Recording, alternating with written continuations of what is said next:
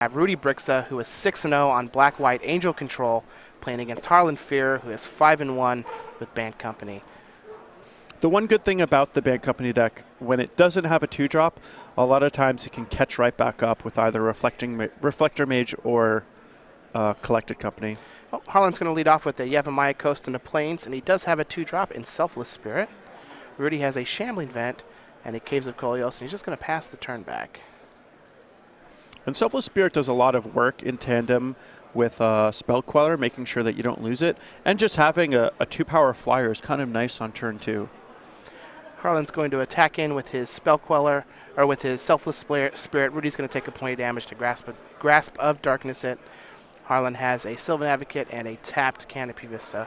They're just going to pass the turn back to Rudy. Rudy has a tapped Shambling Vents, and they're just going to pass the turn back to Harlan. So both players are going back and forth here. Got some removal spells. Rudy's going to take 2 damage from the Sylvan Advocate and fall down to 17. Harlan's just going to play a Selfless Spirit and pass the turn back to Rudy, who's going to use another Grasp of Darkness and take care of the Spirit, but he will lose a point of life in the meantime. Oh, he's going to take care of the Advocate, and here we have a Liliana on turn 4 and a +1 to kill that Selfless Spirit. Rudy's sitting pretty, although Harlan did just finally hit his 4th land, so I have to think that there's going to be quite a few Collected Companies coming his way. Yeah, and I believe the reason that Rudy took the 2 damage from the Sylvan Advocate and then grasped it end of turn is because he was worried about something that would generate more value, like a Tireless Tracker or a Duskwatch Recruiter. Well, a Collected Company from Harlan on Rudy's end step is going to find a Sylvan Advocate and a Nissa Vastwood Seer. That's going to go get a Forest. That's very good news for Harlan since he was short on mana anyways. Rudy does have 5 lands untapped, though. Yeah, he probably doesn't have 2 instant speed removal spells, so I could see oh, wow, that's good. All right, so Rudy's going to try and use an ultimate price on that Sylvan Advocate. Harlan has an Archangel Avacyn to save it, though. Murder's going to get rid of the Nissa. Liliana's going to lose 2. So it depends. Okay. I was going to say, it looked like Rudy, so often people say with the indestructible trigger on the stack and then they kill something, you always have to be careful about your phrasing, because if you do it that way, that means the Avacyn sees the creature in play before it dies. Ooh, and Harlan found his 6th land here. That's going to make his Advocate a 4/5. But it does have -2 from the Nissa. Yep. And that is an Altered Sorin, I believe. We have a Sorin Grim Nemesis. It's going to plus. It's going to get another land here. And I think Harlan's just going to, give a +1 counter to this Sylvan Advocate just so it can kill the Liliana. And what's nice about this is he's got another Jermoka's command, so that if Rudy tries to kill the Sylvan Advocate for Xaxes with the Sorin, Harlan might actually be able to essentially counter that with the Jermoka's command. It's always nice when you can find a way to get value out of your Jermoka's commands in these matchups, because it's... Well, here we have a Duress from Rudy. Harlan's going to use 2 Jermoka's commands, and that's going to supersize this Advocate. It's now going to be a 7/8. Yeah. Can't be killed by Sorin. Rudy is going to +1 and get a Transform card. He's got quite a few in his deck, so we're going to wait for the actual copy once we actually see what it is. It looks like it is a Bruna. There are no angels to get out of the graveyard yet, so... Rudy's just going to play a Kalitas. Advocate's going to attack Sorin down to 1. Sorin's going to plus. And I really like, having more... I don't want to harp on it too much, but I really like Harlan having more 2-drops in the form of Duskwatch Recruiter, because it makes it so that you can come out of the gates quickly, but it also helps in these sorts of situations, making it so you don't flood out. All right, well, that Advocate's just going to keep crashing in. Rudy did activate a Shambling Vent to chump that turn, gain a couple of life. He still has that Kalitas. He doesn't want to quite cash it in yet. His +1 on the Sorin found him another Transform card, which is going to be Gisela. So that's going to deal 4 damage to Harlan and make a 4/3 flying first strike. Yeah, and it's going to be able to meld with Bruna potentially on the following turn. Well, there's a Reflector Mage for Harlan, so that is some good news. Yeah, that'll buy a little time, but not that much. All right, Reflector Mage is going to bounce back. Gisela. Shambling Vent is going to chump that Reflector or the Sylvan Advocate yet again. Soren's going to plus. That's going to find a Languish. Get 4 more damage to Harlan. Harlan's down to 4 from these Soren activations. Soren's been doing a lot of work. Well, when you're flipping cards like Bruna, you know, it doesn't take long. Yeah. So 2 Languishes are going to take care of everything. And I believe Rudy will get 1 zombie. Well, he'll get a zombie and then lose it when he languishes the second time to kill the Sylvan Advocate. But having Bruna, Giselda in hand and an active Soren, Harlan just drew, 14 too many lands and is going to scoop things up. So Rudy's going to take game 1 here with Black-White Angel control. Let's look at his sideboard. He's got 1 Anguished Unmaking, 1 Felidar Cub, 1 Tragic Arrogance, 2 Planar Outburst, 1 Hallowed Moonlight, a Guiltleaf Winnower. People are catching on. We got 1 Bruna, the Fading Light, 3 Transgress the Mine, 2 Deadweight, 1 Liliana, the Last Hope, and 1 Emrakul, the Promised End. How do we think he's going to sideboard here? I don't think that he needs to bring in the Emrakul, but I think he's going to want to bring in a lot of his other 5-mana spells. The Tragic Arrogances, Planar Outbursts are going to be quite good. Guiltleaf Winnower, I think, is going to be worth bringing in. And Hallowed Moonlight is obviously something that is tailored for this matchup. So let's take a look at Harlan's sideboard. We got 4 Lambholt Pacifist, 3 Negate, 2 Archangel Abyssin, 2 Tireless Tracker, 2 Ojutai's Command, 2 Tragic Arrogance. What do we think he's bringing in? So the cards that I like are the Negates, the Abyssins, and the Ojutai's Commands. He can also consider Tireless Tracker, depending on how slow he wants to be. There's an outside chance that he could make use of Tragic Arrogance. I don't really like it in the matchup, but it does have situations where it can be quite powerful. And so just having a Miser Tragic Arrogance may be something worth doing. It's probably a little more likely that he'll want that on the draw rather than the play, because it's pretty counter-synergistic to play a sweeper with his game plan. I can get down with that. Yeah. But the I jive what you're saying. Yeah. Thanks. Now, both of these players are hardened SCG stalwarts. We can see Harlan Fair there as 11th on our Player of the Year leaderboard. And if you want to check out any of their previous feature matches, do you know where you can do that? How would you tell me? On our YouTube channel. Ooh. with the premium or the SCG Tour archives. So Versus Series, Premium Archives, SCG Tour archives, unboxings, and more. I've even done some unboxings. You can check those out there. Absolutely free. YouTube.com/StarCityGames to subscribe. You get notifications when new videos get posted. Now, while these players finish up shuffling, let's learn a little bit more about Rudy Briksza. He is 27 from Baltimore, Maryland. He has 8 open top 8s with 2 wins. He had a martial artist background with purple belt in several disciplines. He played soccer in high school, and he's a tattoo enthusiast. Yeah, pretty sweet, set of interests. He also made the 2015 Players Championship. Jeez, what a baller. So he grinded hard. Yeah. He's a hard-working man. Got his points and was able to make it into that championship. And I'm interested to see. I'm interested that he's championing this Black-White Angel deck. So there are a lot of, known players through social media that do content that have been talking about, most of the decks in the format. Most people are on Bant Company talking about green-white tokens. Not many people have jumped onto this Black-White Angel deck, and Rudy seems to think it's very good, and he's 6-0 and up a game in this match. Yeah. My complaint of the deck when I look at the deck list, I haven't played it, but my complaint when I look at the deck list is it just looks really clunky. It's got a lot of expensive stuff. But if it's not so slow that the Bant Company deck can actually punish it, then it's probably a great deck. All right, well, it looks like both of our players are mulliganing to 6. One thing that's nice about the Black-White Angel deck as opposed to the Black-White control deck that we traditionally see that's mono removal plus some planeswalkers is the traditional Black-White control decks that are more redundant on the spot removal, but that means that they're a little more likely to flood out, and because they have so few creatures, they need to kill everything. The nice thing about the way that this deck works out is it's not quite as redundant on the early removal spells, but it has a lot more card advantage because it has all of these powerful creatures that can generate value. And also, because it has these powerful creatures, that means that it doesn't actually need to kill everything that the opponent's doing.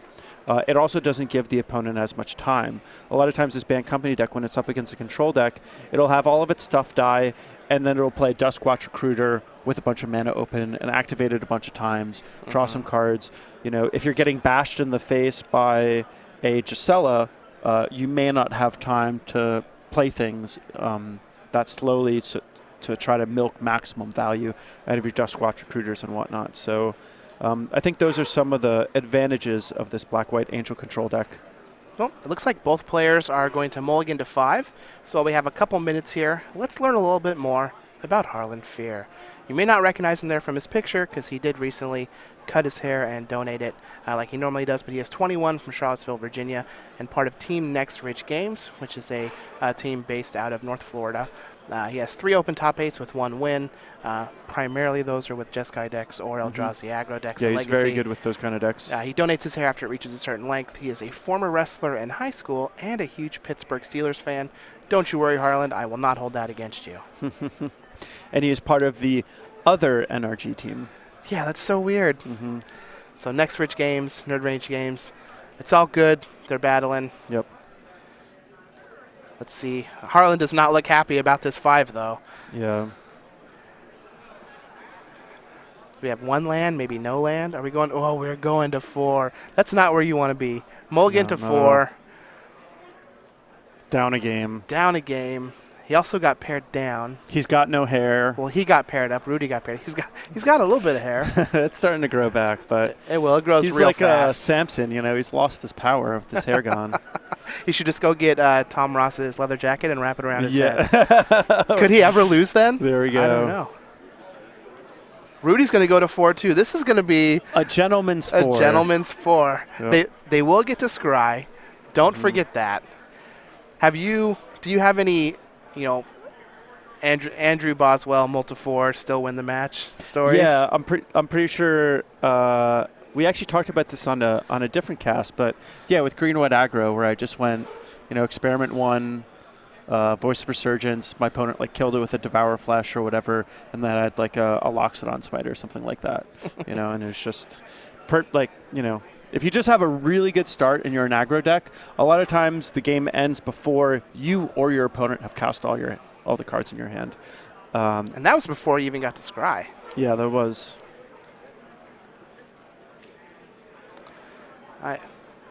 Wait, are they gonna draw this game and start over? Well, it looks like they're both mulligan. A gentleman's 3 is what we call it in Sugarloaf. Because I believe they can both agree to draw this game and start over both at 7.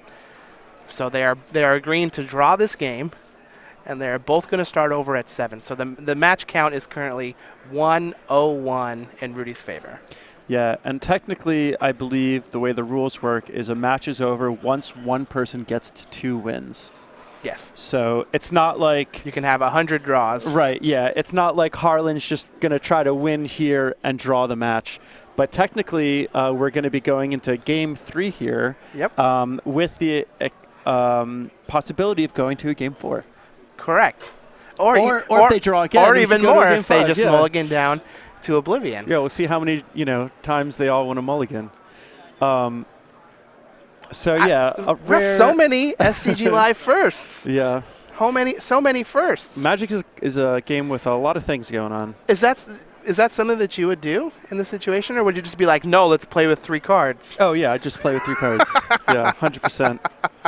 Well, I would say generally speaking, I play decks that would rather be on 3 cards than both on 7. Well, or rather both on 3 than both on 7. Yeah. All right. Well, they're going to keep their 7 for game 3. Air quotes. Rudy's going to lead off with a Swamp. Harlan has a tapped Prairie Stream. He's got a 2-drop. You might as well just play 10 2-drops if you're always going to have one.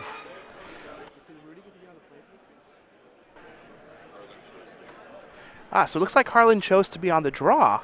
That's why we see Rudy being on the play. So you got to make sure you hit those lands. Make sure you find those 2-drops. I do like hitting the lands. I do like ensuring that I don't run out of gas.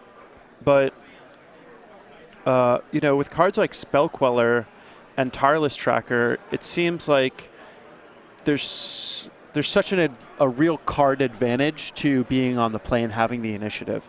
So I'm a little surprised that Harlan is being on the draw. It's a pretty interesting decision. It certainly is a bold statement on his thoughts on the match. But, you know, we'll see how it works out for him. All right, well, Rudy is going to use an Anguished Unmaking to take care of that Sylvan Advocate. Harlan's going to fire off a Nissa, Vastwood Seer, and go get a Forest. Transgress the Mind is going to reveal 3 forests, a Spell Queller, an Archangel Avacyn, and a Collected Company. Rudy's going to take the Collected Company, of course. Yeah, and the main reason for that is because he can 1-for-1 the other 2 cards. It's much more difficult for him to 1-for-1 a Hallowed or Collected Company. He needs something like Hallowed Moonlight or Languish, which is a lot more specific. So Rudy missed his 4th land drop, which will allow Harlan to play his 4th land drop, but now he finds it. Now let's see what we do next. Now, what Harlan's supposed to do here is just draw a Collected Company off the top. Well, Rudy's going to play his Kalitas that is going to be countered by And Harlan Spell did Queller. draw a Collected Company off the top.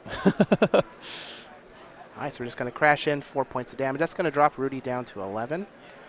He did draw that Collected Company. And Rudy has a Hallowed Moonlight. All right, so we've got a Guiltleaf Winnower here that Rudy might end up using. He knows that Harlan has an Avacyn, though. Yeah, and So Winnower does destroy. Yeah. So Rudy may just wait for Harlan to cast the Avacyn and then play the Winnower. But things may line up even worse for Harlan if he goes for the Collected Company here instead, saving that indestructible trigger for later use. Wow, and Rudy's just going to force it. So Rudy's going to play the Winnower. So this is a little interesting. I think the reasoning here on Rudy's part is he just wants to use his mana. If he doesn't do this Winnower, he doesn't have a very good play. And, you know, one of the easiest ways to fall behind is to just... Well, it looks like he does have Murder and Hallowed Moonlight, so he does have a way to interact with things that Harlan might have. This does force the hand on the Archangel Avacyn, though. Yep. Just going to attack with everything. And this is a little interesting. This will flip the Avacyn, which will kill the Winnower, which is nice, but will also kill the Spell Queller. Yeah. It does push a lot of damage. It's going to knock Rudy all the way down to 2 if the Avacyn had flipped. So Rudy's going to murder the Avacyn. Attack with the Winnower. And Hallowed Moonlight is back-breaking here. Moonlight's going to effectively counter the Collected Company. Harlan will just look at his top 6 and put the rest at the bottom. Rudy really needs to get rid of that Queller so that he can start attacking, gaining life with the Kalitas. And I like just firing off the Reflector Mage here. Harlan is completely flooded out and knows that if Rudy draws a Languish, there's no way Harlan's going to win anyway. So... All right, well, Ruinous Path is going to take care of the Spell Queller. It's going to get back a Kalitas. Rudy has a tap land and passing. Now that Winnower is going to be free to kill that Reflector Mage next turn and get a zombie. This is going to really turn around for Rudy Briksza if Harlan happens to brick any more than he already has. Man, that Hallowed Moonlight was real backbreaking. Yeah, and that is a 1 of out of the sideboard, I believe. Oh, no, he has 1 more in the main deck, so... So I think this Black-White Angel deck is actually set up pretty well against the Band Company deck. It's certainly made some very real concessions to the matchup. I mean, the fact that it's main decking a Hallowed Moonlight is kind of a big deal. Well, Kalitas is going to crash in, bring Rudy up to 6. Harlan's going to fall down to 13. Guiltleaf Winnower is going to be cast again and kill that Reflector Mage, which is going to bring about a zombie. Food for Kalitas. Got a Sylvan Advocate for Harlan. Just a couple of lands. He does have an Ojutai's Command, though. Yeah, Rudy has just a ton of stuff, though. Although if Rudy just happens to play Sorin here instead of a creature, that's going to allow him to kill the Advocate, keep his Sorin around, make another zombie, gain a bunch of life, attack for a whole bunch. Yep. And it looked like Rudy just Oh, he's going to go for the minus full 6. 6 to play around Dromoka's command. Exactly. Very smart move. He got kind of blown out by it last time. Or I don't think he actually did, but he saw that the play was available because he'd arrest first. All right, so we're just going to attack for a bunch. Ojutai's command is going to be cast. That's going to gain 4 life for Harlan and draw a card. That's going to bring him up to 8. Rudy is back up to 15. And this is going to be tough for Harlan because it's not like he just has to run Rudy out of removal spells. These threats on the board are clocking Harlan. Oh, no. Oh, no. So geez. his company is going to have 6 lands on top. That is just not Harlan's round. Oh, Harlan's going to extend the hand there. Rudy is going to win that match 2-0-1 Yep. over Harlan. A rare way to win a match. And move on to 7-0. Harlan's going to fall to 5-2. Still live for day 2. I will not count Harlan out until everything is all said Oh no, and he's done. a